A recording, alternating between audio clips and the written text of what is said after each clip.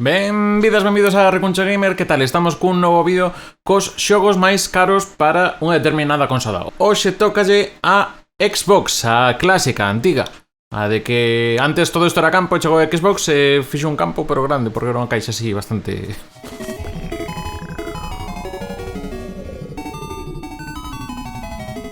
Entón, en vez de facer todos os sistemas dunha compañía, que imos facer é sistema por sistema e así tamén nos paramos máis nalgún xogo. Neste caso imos facer, a partir de agora, os 5 xogos máis caros para cada consola, comenzando, como vos dicía, ca Xbox. E imos facelo cos xogos na versión PAL, quer decir, europea. E ten en conta que isto nos dará algunhas diferencias cos prezos, por exemplo, que pode haber en Estados Unidos. Un exemplo clásico que temos con Xbox, o xogo de Futurama, que saiu para Xbox e PlayStation 2, se nos imos a versión estadounidense, tanto en PlayStation 2 como en Xbox, é un xogo que ronda os 180 a 200 dólares, en cambio, na versión PAL, en PlayStation, por 15 euros podedes atopar unha copia en perfecto estado, e en Xbox vais aos 30 euros, pero está dentro do razoable. Así que neste caso imos con casos de prezos raros na versión PAL. E para iso xa sabedes que usamos a página de Price Charting, que nos dá unha orientación de a canto se meten nesa página, ademais de que fai unha media aí con eBay.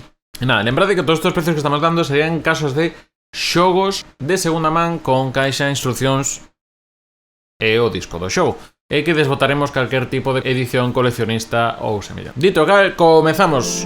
En o número 5 temos unha licencia dunha película que é a de Tiburón, neste caso co Jaws Unleashed, que é un xogo que estéticamente lembra moito ese eco de Dolphin da Dreamcast, só que neste caso pois con máis sangue, porque claro, que vamos co aquella esta. É un xogo que ronda os 75 dólares. E que no caso que vos interese moito o xogo en sí, hai unha versión tamén para PlayStation 2 que está a un prezo moito máis asequible. Na cuarta posición temos un xogo bastante curioso que é Stabs the Zombie Rebelled Without a Pulse, Rebeldes en pulso, que subirían nada de prezo con respecto ao que citamos, que estaría polos 77 dólares aproximadamente. En este caso é un xogo que tedes unha edición remasterizada en casi todas as plataformas actuais, así que se é pola curiosidade, pois xa está aí. Que podemos decir deste xogo? Pois é un dos primeiros xogos, quizás pouco se me ocurre, que nos que manexábamos a un zombi, máis al lado... No, plantas contra zombies era manexar as plantas, os zombies rara vez, creo. Neste caso eso, pois poñemos no papel dun zombi que tiña que ir convertindo a xente. Tiña unha estética así moi peli de ciencia ficción dos 50. É un xogo que é un pouco monótono no desenvolvemento, pero bueno, a premisa está interesante para un anaquiño. O que pasa é que sí foi un dos xogos que tivo controversia en Estados Unidos, pois xa sabedes que estas cousas son así, porque dicían que fomentaba o canibalismo. Bueno, pois que queredes que vos diga?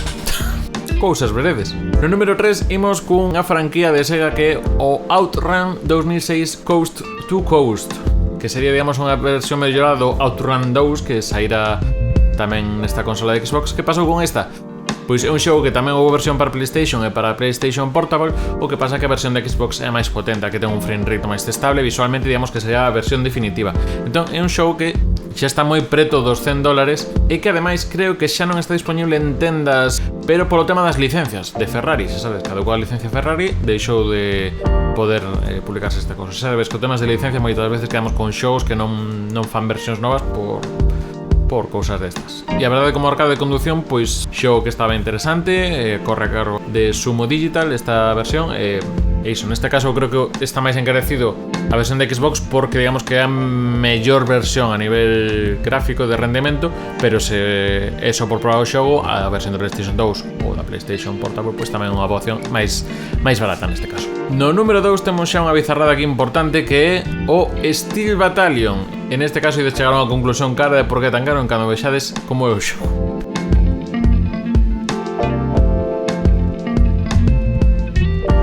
Pois sí, este xogo de Capcom só se podía xogar con este armatoste aquí no que manexamos a este mecha, este robotiño así tipos de Avatar, para que non anda tan familiarizado co tema mechas nos animes xaponeses.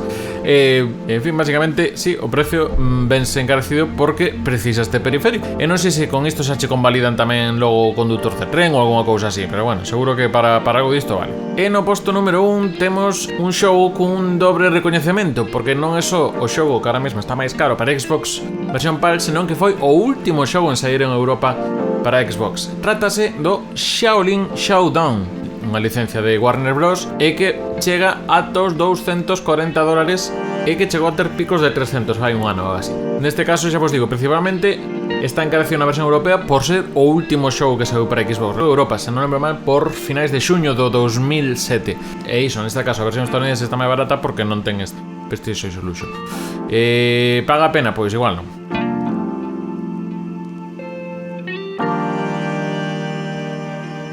Este sería un pouco o resumo dos 5 xogos máis caros de Xbox. Se tedes alguna sugerencia de que consola queredes ver, cales son os seus xogos máis caros, deixad aquí en comentarios, ainda que lembrade que xa temos repasados os das consolas de sobremesa de Nintendo e as PlayStation 1, 2 e 3 nestes vídeos que tedes por aquí.